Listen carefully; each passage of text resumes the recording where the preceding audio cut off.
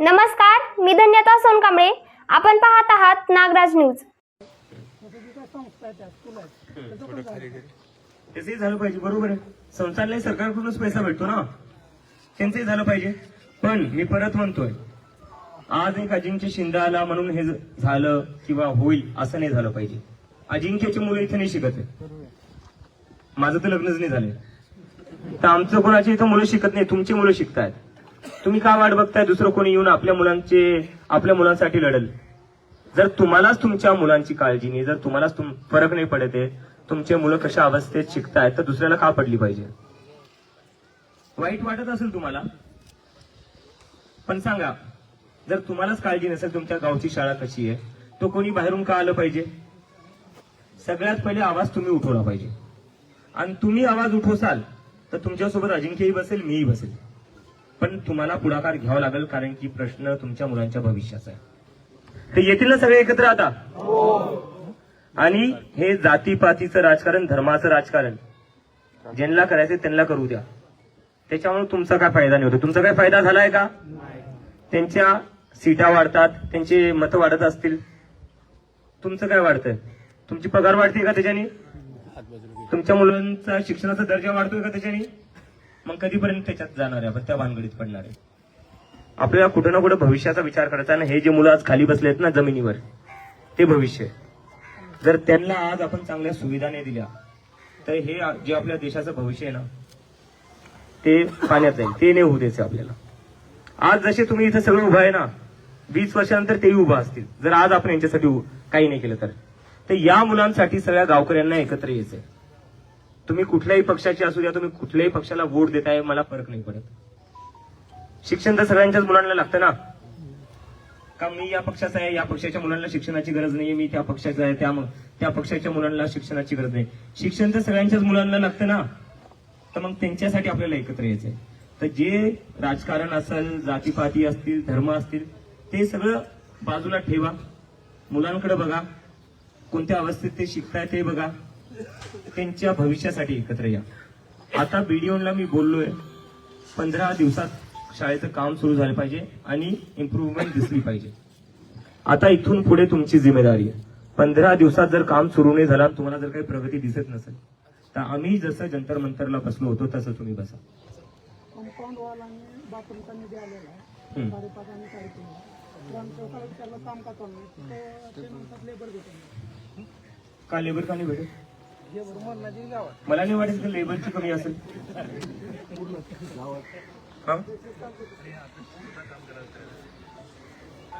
कोण म्हणलं होतं तुम्हाला? आहेत ना ते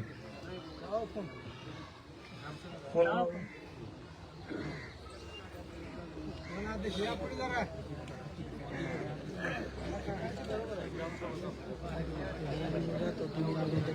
तुम्ही लोक फक्त तुमचे अधिकार तुम्ही आठवा, तुमचे अधिकार आठवा, तुमची ताकद जी तुम्हाला संविधानाने दिलेली ती आठवा.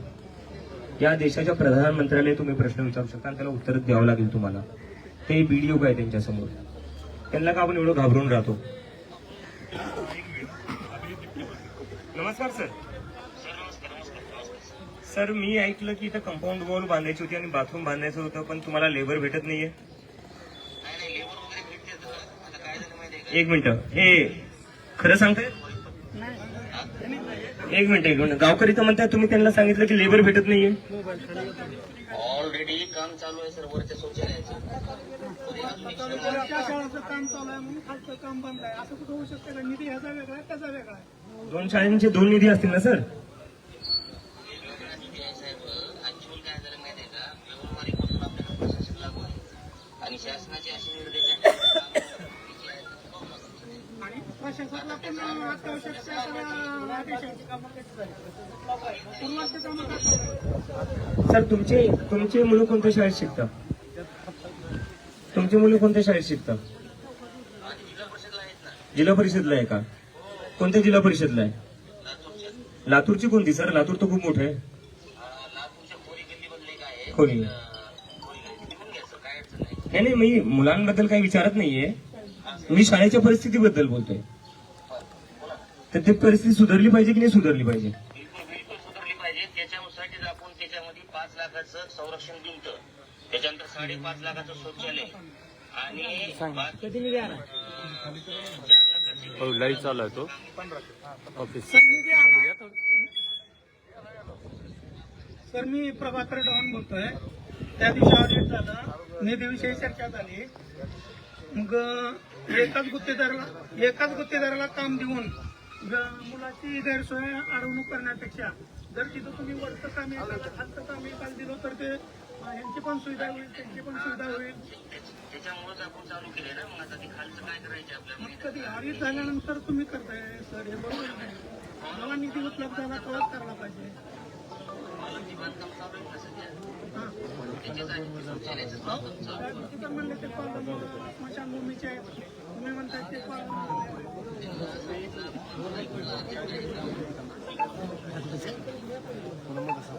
ते सांगा कधी करणार. सर कधीपर्यंत होईल मग? 25 तारखेला चालू करणार आहे सर शौचालयाचं काम. 25 तारखेला काय करायचं? थांबायचं 25 पर्यंत?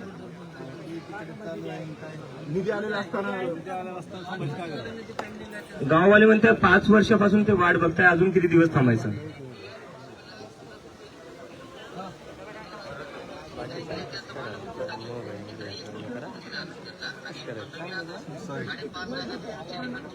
तर लहान लेकरे ते कसे भांडण फोडणार? दाखवा. विद्यार्थ्यांवर तुम्ही का आरोप लावताय? छोटे लहान लेकरे सर, ते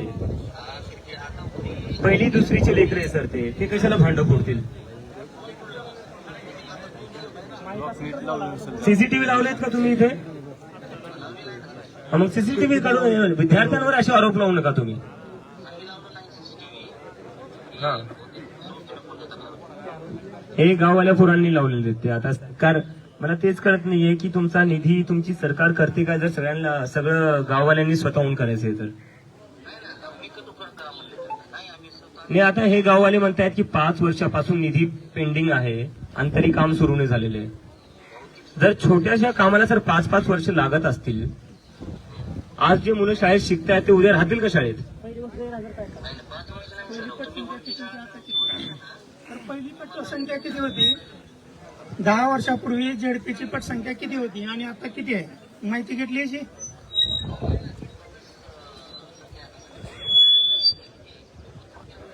वरची नाही, मी खालचं गावातील जेडपीचं विचारतो. हो सर, तुम्ही सुविधा दिल्या, सगळं हे केलं तर पालक मुलांना ठेवतील जेडपी मध्ये.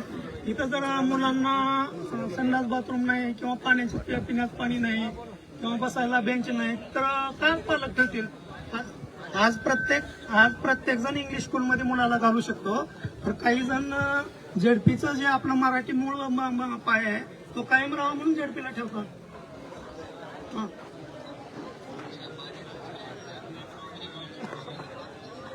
सर मी त्या दिवशी पाणी लोक वाट्यातून बसवले. सर काय बोलताय तुम्ही? काय बोलताय सर तुम्ही? एवढं खोटं नका बोलू ना. इथं आहे मी, इथं पाणी नाहीये. एवढं खोटं नका बोलू तुम्ही. इकडे या. नाही, काम करा तुम्ही, इथे या, इथे येऊन दाखवा पाणी कुठे. लोकांनी बसवलेलं ते लोकांनी बसवलेले, सरकारने दिलेलं कुठे? हॅलो हॅलो हॅलो,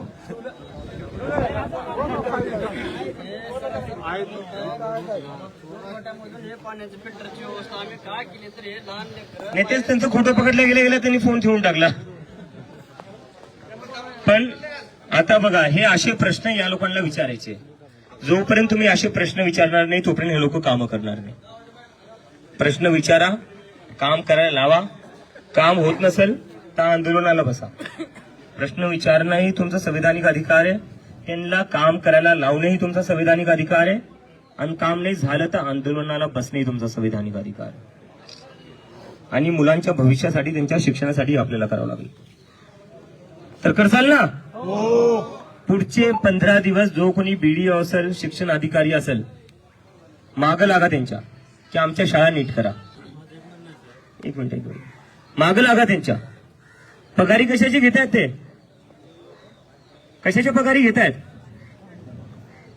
ज्या सरकारी शाळांच्या त्या पगारी घेत आहेत आणि त्या पगारीतून स्वतःच्या मुलं तेल टाकतायत मोठ्या मोठ्या प्रायव्हेट स्कूलमध्ये. पण या मुलांचं काय, तर तुमच्या मुलांसाठी आता पुढचे 15 दिवस यांच्या मागं लागा तुम्ही. यांना आराम नका करू देऊ. 5 वर्ष हे आता 5 वर्षापासून काम नाही करते ना, जेवढं मी ऐकलंय. यांनी जितके वर्ष आराम केले ना, पुढचे 15 दिवस यांना तेवढं जास्त काम करायला लावा. 15 दिवसात ही शाळा बदलू शकते, हे लोक करू शकतात. जर तुम्ही मागे लागले ना तर होईल हे. आणि आता लगेच लागा, थंड नका पडू देऊ वातावरण. आता या लोकांना भीती आहे की आता लोक प्रश्न विचारतात, आता काम नाही केलं तर त्यांची नोकरी धोक्यात असेल. ती भीती असली पाहिजे.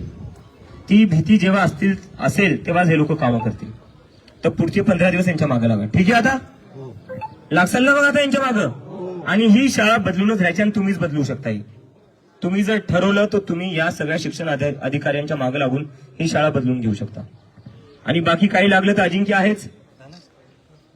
आणि अजिंक्य जे म्हणल ते मी करायला तयार. अजिंक्य जर मला म्हणला की लातूरचे लोक आंदोलनाला बसणारे ये तर मी स्वतः येईल. पण त्यासाठी आधी पुढाकार तुम्हाला घ्यावा लागेल. पुढाकार आधी तुम्हाला घ्यावा लागेल. ठीक आहे, चालेल. धन्यवाद.